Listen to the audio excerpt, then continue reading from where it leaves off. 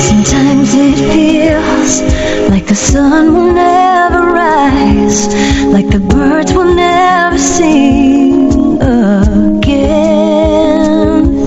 Believe in a power greater than what you are going through. When you don't know what to do, keep breathing.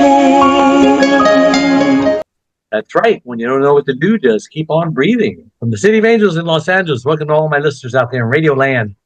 I'm Dave, the Caregivers caregiver at caregiverdave.com, along with my lovely co-host, best-selling author, and former mayor of Grover Beach in Central California, which is a California beach town, Debbie Peterson, also coming to you live and on demand 24/7 on numerous syndicated radio and podcast networks on 30 global audio and video platforms, including iHeartRadio, iTunes, YouTube, Spreaker, SoundCloud, Vimeo, and the list goes on and on. Proud to be voted #1 caregiver podcast on FeedSpot out of thousands, and #1 caregiver podcast of the top 50 on Player FM. And we have an especially exciting show planned for you today. It's all about how an app is making life easier for family caregivers, manage everything in one place. So Giancarlo Paolillo, a developer, and his wife, Sherrie Sims. Is she with us? No, she's running late, but she'll join us when she's back. Yeah. All right. Anyway, they found themselves as primary caregivers for their parents who didn't live nearby. Right. Common story. It was a constant stress juggling work, children, their own relationship, while being pulled an hour away to care for their loved one. Giancarlo began looking at phone apps and was frustrated with what he tried several of them and tried to manage care and schedules. Couldn't do it. So he and his wife built Watch Our Own, the first all-in-one phone app with custom-built technology to streamline caregiving, groups, tasks, and more for family caregivers in one place. Sounds great. Before we get started, I want to take this moment and thank my last week's guest, Dr. Roxana Delgado. She's an Elizabeth Toll Fellow alumni. And just a reminder, you can watch or listen to this interview and all our interviews on our membership website, caregiverdave.com, or any of our other 30 global audio video networks that I mentioned earlier. Okay, enough of that. Giancarlo, so great to have you on the Caregiver Dave Show. I'm happy to be here. And I always like to ask my guests, just who is Giancarlo and Sherrie Sims, your wife, and why were you guys placed on this earth? Okay. A little bit about how I became a caregiver, I guess, and I could say more about myself and what qualifies me to build something like this. I was working in New York as a CTO for a company, start a company, you know how that goes, 60, 80 hours a week. It's a 2-hour commute one way. And that's when I fully found out my mom had cancer. So leave that job, find something that's nearby. Because now I'm literally taking to her all the medical procedures and everything she has to go through. Then it was the physical therapist, then it was the stroke, and then eventually to hospice. And you're running around with a laptop. So you have to change your whole life. That's when you realize, like, there's the moment somebody becomes a caregiver, you get all of the nuances that everybody's said a million times. Well, you know, Giancarlo's the caregiver. If he needs us, he'll let us know. You can't really let somebody know when you're running around like a headless chicken. I have 3 kids. One of them had just been born. The other ones had, and so you're doing that crazy commute. You're working there, doing that. You think you're doing all the right things, and then you realize you're failing because you're giving up on stuff that you love to do. So you're not watching their games anymore. You're running around this. Your schedule changes like in a second. That's what I thought may have happened with our meeting today. I was like, okay, if they're caregivers, I get it. Just let me know what's up. Because it could be like you're planned the best and you have to change it. In Spanish, we say, el hombre propone, pero Dios dispone. Man plans, but God decides, right? And it's kind of like happens when you're a caregiver. Your control is gone. So even trying to get Sherrie to assist on some of the stuff that I was doing was nearly impossible. She was also an executive at her own pharmaceutical, so she's running around doing that. And I couldn't even share details fast enough because they were constantly changing. And that's where you get frustrated and you go, okay, sadly, we lost her about 10 years ago. And I was like, why not build something? I've been doing this for over 30 years. I built companies from scratch. Vonage was less than 50,000 customers when I came in. We were out of Edison. We built it from scratch all the way to $2.5 million in 2 years. I built a whole bunch of different companies. Built e-commerce solutions for solutions like companies like Beneficial, then Household International, which is now HSBC. Built whole e-commerce for them in UK. Ran. We were talking before. I ran 18 different countries for another company in the EU as the CIO, CISO. I'm hands-on. And I've written articles on how to do things agnostically, building AI models. I was doing analytical engines back in the 80s for police environments like the Jersey City Police and New York City Police. What kind of crimes would happen where. So all that data and doing that kind of stuff in real time and security and scalability, I'm used to. So in this case, I start thinking, okay, what would I need? Well, I need to know if my kids are really supposed to be where they are, that they're there. So I don't have to be chasing them around. I don't have to be worrying about it. Think about what happens to you when you're a caregiver. You're in a Unix environment, you call those interrupt vectors, things that stop you from doing what you normally would do, that makes you stop and pay attention to something else, and then you have to get back to what you were doing. Yep. And that's what kills us. We're constantly being pulled in 15 different ways. So if you have somewhere to really control everything centrally, and then delegate tasks to other people, if they're unable to do it, you find out when they did it, you know exactly when they did it. If they did it on time, they did it early, they did it late, they failed to do it. If you need to mark something as critical, what happens when something's critical? So we built a pattern and event engine that mimics what happens in a 911 scenario. So what do you do for a living? I mean, is this what you do? It was easy for you to, well, I'll just make an app. No. I've been building these solutions for companies now for over 30 years. Like I mentioned, in the 80s, it was police and fire departments. So you learn very early on to build things that have to be perfect. Otherwise, somebody dies. So when you started with something like this, we started with the prototype. Hey, look, let's just do something that has a scheduler that says where are my children supposed to be, so I don't have to worry about them while running around with mom. That was one of my pains. My oldest had a lot of medical issues, so okay, how do I help manage that while I'm also taking care of mom? And if I can't do it, can I delegate that to somebody? Make sure that my Daniel took his albuterol, that he did this, that he packed these things. All of those things. So you just start coming up and say, this is what I need to do. This is how I need to build it. We made, obviously, like anything else, and being a number one, a geek more than a businessman, I'm the guy you hire to build it for you if you have a really good plan. Yeah.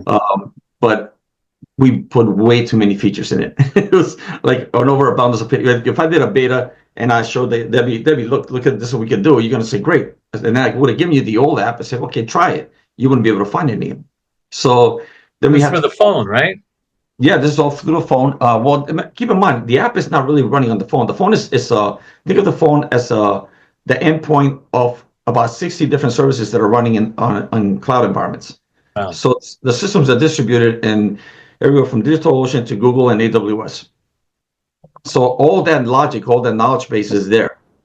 And that's where our security really comes in, because the phone really is just it's a front-end gateway to having all that data. You build your group, you give people assignments to groups, you watch how it's going, you communicate to them. If you have a smart watch, you can see how mom's doing.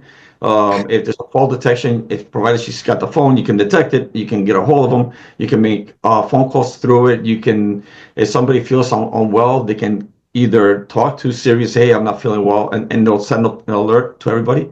If you create a task that says it's more critical, but it's a medicinal task, a location, they have to be there by this time, or about anything that you mark critical. If the person doesn't do it in the allocated time, it creates an event. An event is this person needs help kind of thing.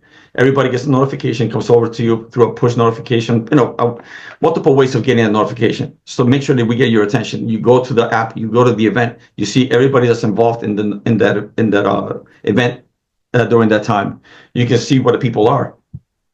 If the person is not feeling well, you can even say, look, right here, let's find the nearest police, fire, or emergency location for you and get them to that place. And we can see where they are, so we can go directly to, if they just need to be picked up. They broke down. They maybe just forgot.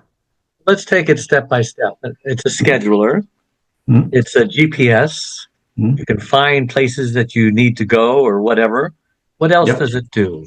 It measures your vitals. It delegates. And when you say schedule, it also does. Yeah. So if you have a smart watch, you can check to see how your vitals are doing. Sorry, the camera's acting up. I think you blurred yourself. Yeah, that's okay. Yeah, that happens. Probably when I talk too fast. But It has so it can interact with other devices if you have exactly. Exactly. Wow, that's cool. So you can make appointments. Can You can delegate a task for me to take mom somewhere, for instance, and I can accept it, and then you can see if I did it early or not, and if I'm not, if it's critical, you can receive an event that I might be lost. This how goes about in making appointments, doctor appointments, and do you as still have to well. do that yourself, or No, can no, you delegate the app to do it? you can the app would have to communicate with the doctor's office, which is up to them if they want to use it or not. But you can definitely, if you know you have an appointment with the doctor, you can schedule that in. Like Uh, many doctors have apps, they send you, hey, do this, and then we'll, every time you check in, and I'll send you updates, and you send me your updates, and as long as we're looking at the app, we both know what we're both doing, right? exactly, you can do it that way, and Well, you that's made your own app. You made a doctor's app, kind of, but for well, that's caregivers. one of the. So we're actually trying multiple front. The app is for free for caregivers. One of the things that Well, you notice. that's nice to know. Well, you have to. Caregivers. How do you make money? I mean, I'm sure you invested money That's into it. what. That's where we're headed. So Okay, the haven't app right now. monetized it yet. Yes, exactly. We haven't monetized it yet because what's really critical is one thing I want to look after building so many companies for so many people, and you Yeah, see the income they generate. You go, okay, sooner or later I'm going to leave this world. I'd like to leave it a little bit better than I found it. sure, So sure. why I went through this pain. I hate to see somebody else go through this. Let them have the app for free, and then we'll do a premium version. And what we're doing Yeah. right now, we're targeting if somebody wants to have, for instance, 24/7 monitoring, which we do have. If they want to have full blown video, which we have as well. And now we have our Wow. own AI model. So we built our own. Being that I had that Wow. experience, we built an AI model that, for instance, you take a medicine, and I want to see what are the long term effects of the medicine. As you put in the medication that you're taking, you're creating the test. You can ask the assistant, "Tell me about this medicine. What do I need to know?" Yeah, yeah. We've also even done a predictive analysis for the person. It looks at your profile or your vitals and said, "Look, based on your age, these are some things you may want to do. Consult with your physician, but here's some things that you can create tasks right off it." So we're going to be building that out for healthcare organizations, which is the push. Is it working right now? The app? Yeah. Yeah, it's out on iOS. I'll send you the link. So if I go to Google, so it's not on. You're not on the Apple phone yet. I'm on the app for the iOS Or part. what do I search for if I go to Just watch our own. Are you on? Watch Our Own? Yeah, WATCHOUROWN. that's correct. Watch Our Own. I guess I got to put spaces in there, right? Yeah, are you searching on the iOS app? I'm searching in the App Store on my iPhone. Yes. That'll work, right? Spaces. Watch our own. Watch Our Own. Okay. And you see the avatar with two small kids with the two larger individuals wrapped around them. And okay, it's downloading. There we go. Yep. This is pretty amazing. How many of these features are on there? And when you go and monetize it, are you going to be adding features to it, or are you just going to? Of course. Yeah, no, of Okay. course. Yeah, the thing was we wanted to get it out there. We want to get public feedback because us working in the cloud, So to answer your question, the free versions out there, the one with the multiple features is the one we're promoting as a premium, and we're also targeting there's over 900 healthcare companies out there that, from our research and people that are in the industry, they don't really have the information. They don't have a service like this that they can actually use. So if we can generate that income with them, then it helps us keep this free version for the real caregivers that are paid. How does your wife get involved? I mean, is she technical like that, or No, she's the brains. brain? So she comes up with the idea, you get it in reality. We both come up with ideas, yep. And a lot of times I need to bounce stuff off her. Like we had some issues with some of the tests that we were overcomplicating the process. Yeah. And she just needs to settle the discussions that we're doing. How did you find the time to do all of this when you've got caregiver duties and responsibilities? I couldn't do it. Well, I couldn't do this while I was a caregiver. This happened after the fact. But then, oh yeah, no. This is after my mom passed. Then I was like, here I went again to go work for another company that's going to ask me to put another 80 hours a week, where they're going to generate a bunch of income, and you go, but I still haven't done anything that I could feel proud about. So I wanted to build something that. But the whole goal was not to love. Sounds like this was your destiny. Look, if you're going to fail at something, you must fail might as well feel it's something that could be doing somebody, so that's really the thing. And everybody in the group that works in this company essentially is or has been a caregiver at some point in time. Even the lady Jennifer that you met, she's a caregiver herself. Yeah. So I'm just looking in here. You got care groups, so people can actually network. This could be Yep. a caregiver support group with other caregivers, like a network. Right. The reason why we called it that is because in one of the beta programs we found that as we know we're all getting older, and that range is growing, but there's less and less people taking care of them. A lot of the people that are out there, they're living by themselves. They may not have kids or have kids watching them, but they have their own group. And one of the feedbacks that we have was like, look, I would use this if I could just connect with my other girlfriends and we could just keep an eye on each other. And like, or our kids, our adult kids who are slowly taking over the reverse role reversals. Sometimes they're acting more like parents, and I'm acting more like a kid. Yeah, well, I mean, that's what happens. That's what I had to do. And a lot of the folks that were my age at the time were taking care of the parents. My daughter made sure that she can track me now. So I'm like a little kid, they want to know where I am at all times. And so I says, well, what's good for the goose, good for the gander. I want to know where you are at all times. So we track each other. Right. And so the app right now, we have on the free version, we have a limited location finding services. If you're in an event, we can see where you are. If you have a location that's scheduled for you, we have breadcrumbs to see where you were going, because one of the feedbacks that we had was the people, as they start getting dementia, they slowly start forgetting. Maybe they're going to the gym that they've been going for 10 years, and then halfway through they stop and they realize that, where am I? Yeah, tell me about that.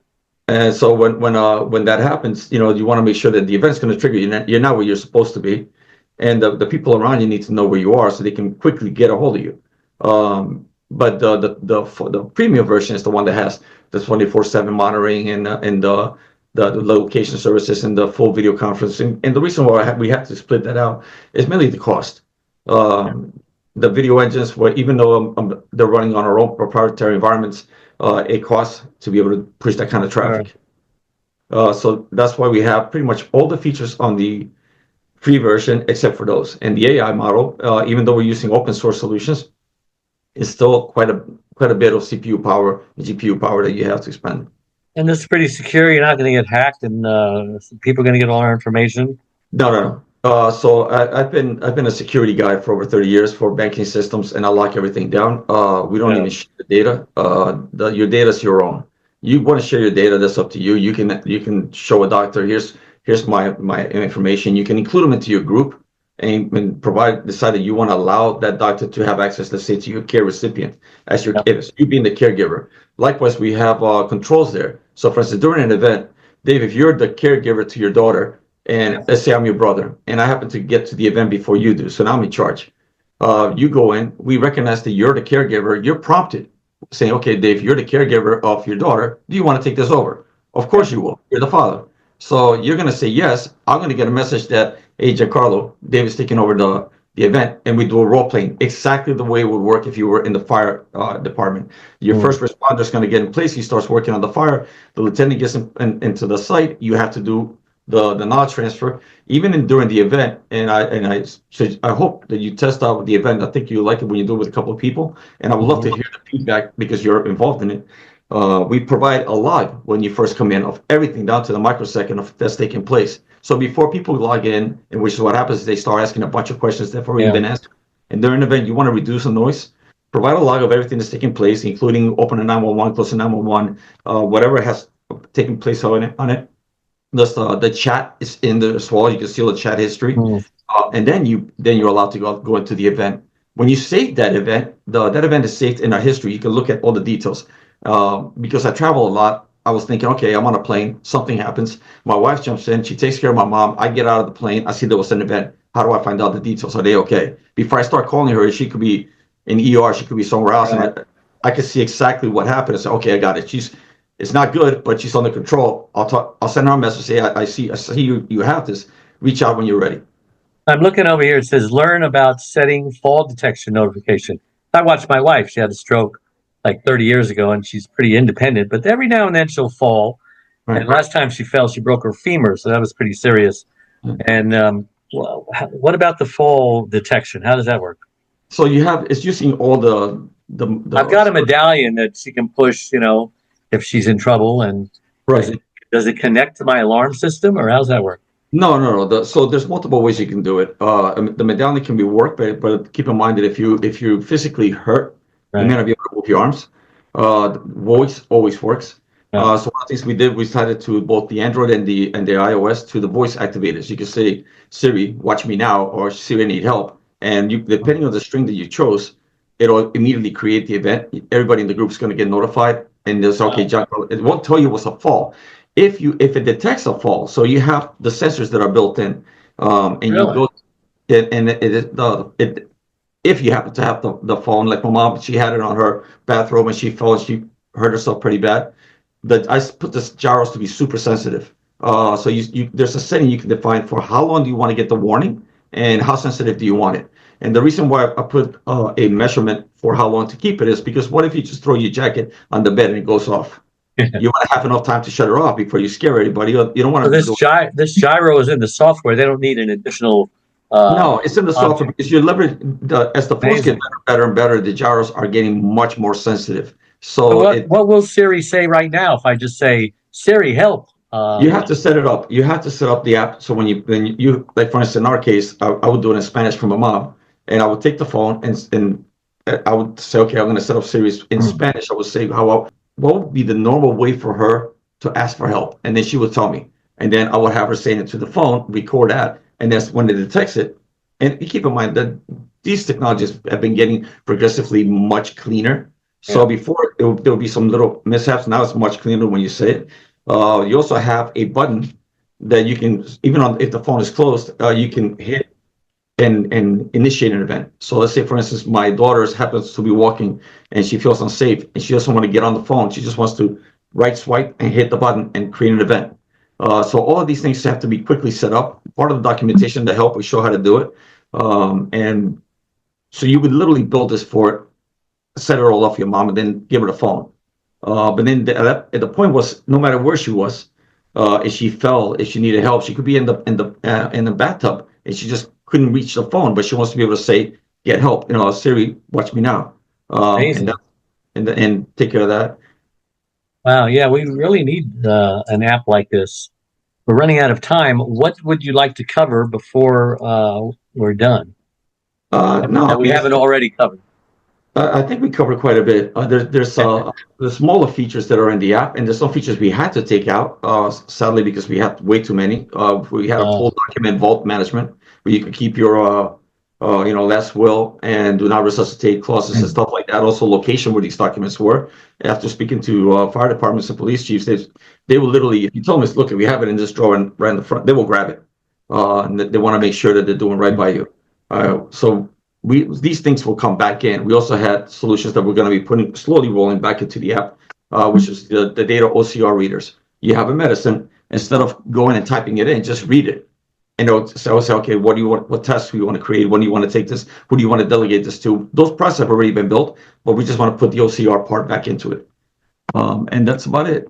And hopefully what we're looking for is we're looking that people use it and provide feedback. As fast as we can get the feedback, we can tweak and make yeah. it better, better. And like there's going to be the two offshoots. Whatever we're building for the companies, for the health companies that we're looking to use their funds to keep pushing this along, it's going to be like imagine car racing, right? You build a racing car, you involve in that new technology, and eventually that proliferates to your regular driving vehicle. Well, that first question I asked you, why were you put on this earth? You just answered it. This is a very important app. I've seen other people try to make caregiver apps, but this seems very extensive. I mean, you're like Elon Musk making an app. Uh, It's going to be top notch. it's like anybody else. If you look at everything that he's built, you're gonna fall flat on your face. And I was a martial artist all my life. I keep telling everybody, look, you learn on your style. You're gonna make mistakes. You're gonna get hit, but hopefully you learn. You don't He panic. crashed 3 rockets before he got one that worked. Oh, he crashed a lot more than that. Really? Yeah, oh yeah. And now you look at how well 3 before he ran out of money, anyway.